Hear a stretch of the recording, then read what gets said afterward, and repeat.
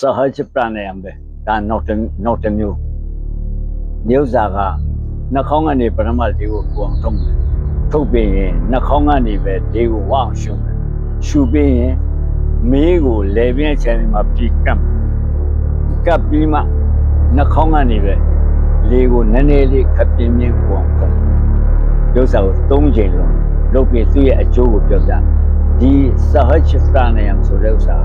ဒီပြင်အသက်ရှူတဲ့ဥစ္စာတွေဟာအကယ်၍နိစ္စနစ်မကြလို့ရှိရင်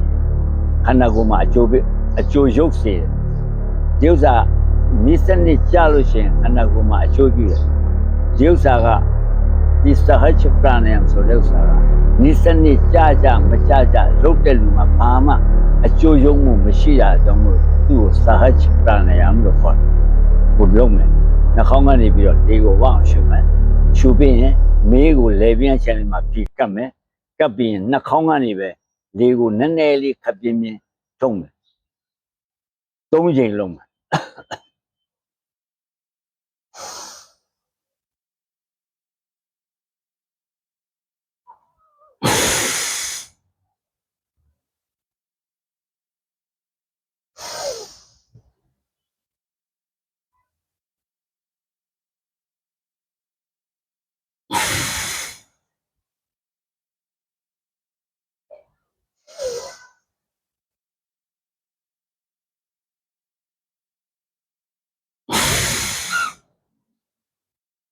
ဒီပုံစံအတိုင်း